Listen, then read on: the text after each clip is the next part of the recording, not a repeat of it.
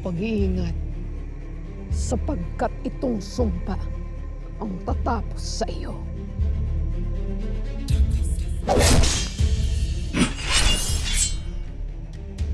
Nanggaling na ako sa Balaak.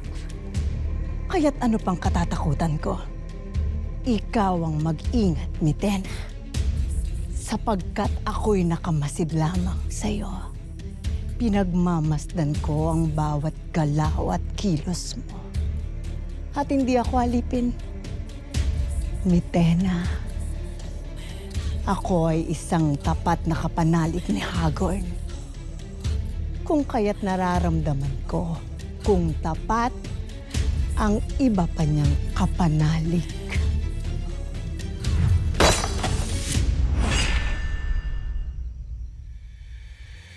Hindi ako natatakot sa'yo. Matakot ka sa Balaak. Sapagkat doon ka pupulutin kapag napatunayan kong tama ang aking kutob.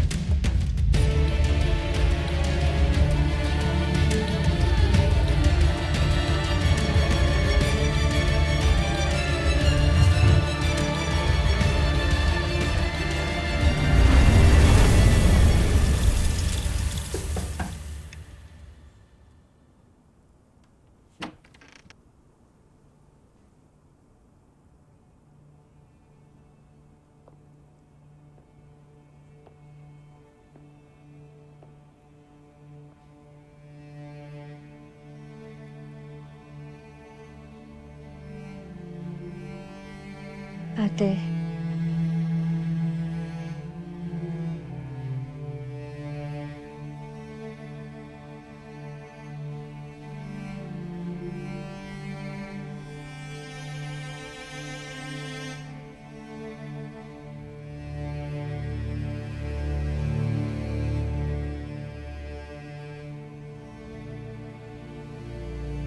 Ate, naiintindihan ko na mahirap para sa'yo ang ibalik ang katawan na yan.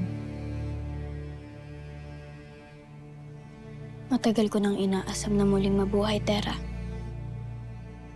Pamayakap kita, si Ada, at ang lahat ng mga mahal ko sa buhay.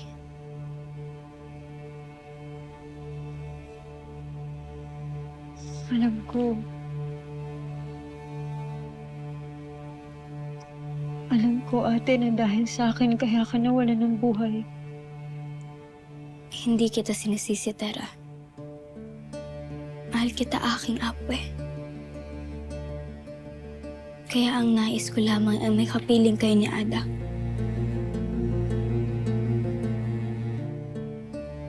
Hindi sa ganitong paraan, ate. Hindi sa pamamagitan ni Gargan. Hanggat nasa iyo ang katawan na yan. May mga mata sa atin si Gargan. Kakayanin niya tayo. Hindi lang ikaw at ako ang mapapahamak. Tayong lahat. Pati ang mundo ng mga tao. At ang buong mundo ng Encantadia.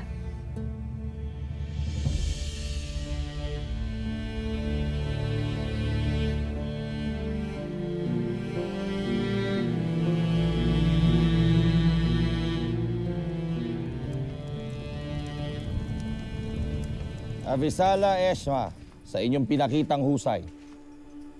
Hanggang sa muling pagsasanay. Ipagpatuloy niyo lamang ang pagsasanay sa mga susunod na araw. Sapagkat hindi natin alam kung kailan darating ang panganib. At nais ko rin palakasin ang ating pagbabantay sa ating mga muog. Masusunod, mga narama.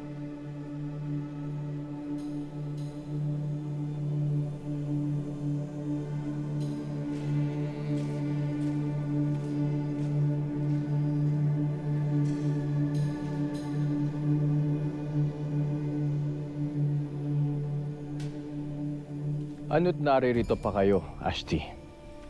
Hindi niyo pa ba nais na magpahinga? Gising pang aking diwa. Sapagkat natutuwa ko sa iyong pagpapalakas sa mga kawal. Avisala, Eshma. Ngunit, habang sila ay pinapalakas mo. Baka hindi mo namamalayan na sa iyong silid ang kaaway. At ano naman ang iyong ibig sabihin? Ang iyong asawa,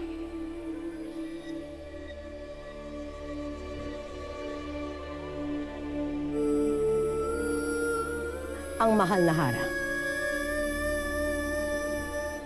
Tila umiibig siya sa iyong kinagigiliwang kawal na si Daron.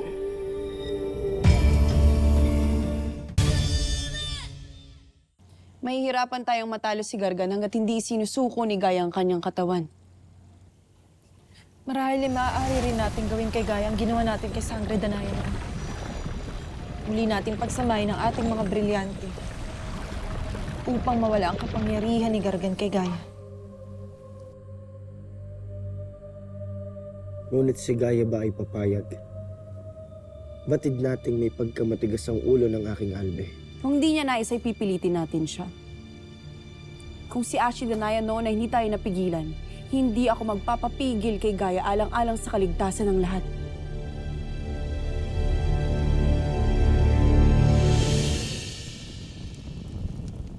Paumanhin sa aking sasabihin. Ngunit nagkakamali lamang kayo, Ashti. Sadyang mabait lang si Armea. At hindi nangangahulog ang may nararamdaman siyang iba para sa Miniave. Oh, mahal na Rama. Ikaw ang sadyang mahina ang pandama. Makakabuti siguro kung hindi tayo magbibigay ng kahit anumang banta sa Hara. Sapagkat batid nating may karampatang itong parusa kapag hindi napatunayan. Ikaw rin ang paparusahan ng kapalaran sa iyong pagiging mahina, Soldarius. Kaya't ika'y mag-ingat.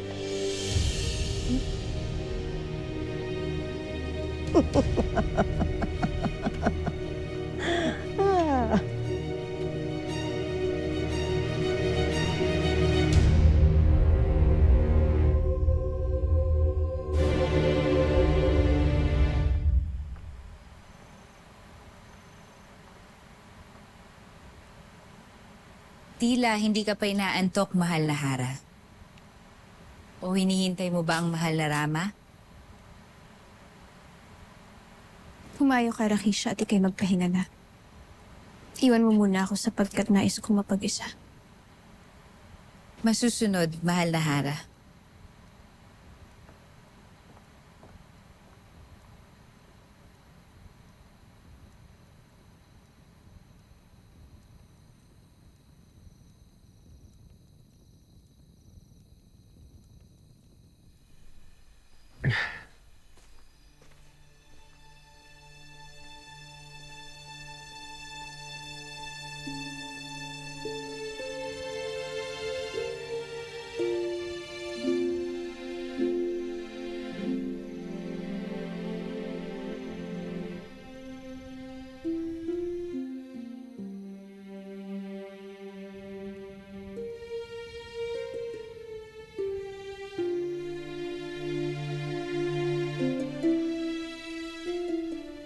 Mali yata na kinakawayan mo ang Hara na tila siya'y kaibigan mo.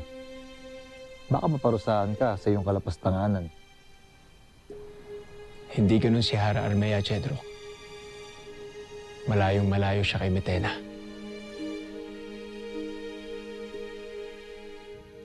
May nararamdaman ka ba? May pagtingin ka ba kay Daron?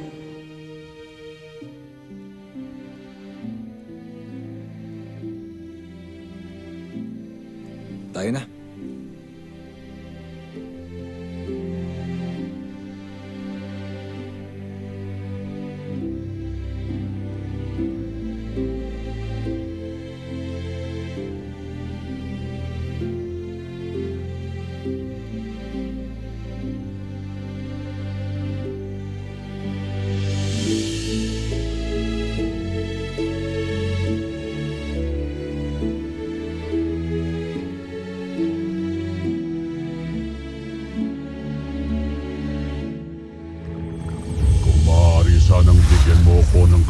ang kapangyarihan. Nasa iyo na ang kapangyarihan, Hagorn. Kailangan pa bang ako ang tungo sa Encantadia upang gawin ang nararapat? Gaano kami katagal maghihintay, Panginoon? Matin kong nalalapit na ang aking pagbabalik sa aking ginuuwiang Encantadia.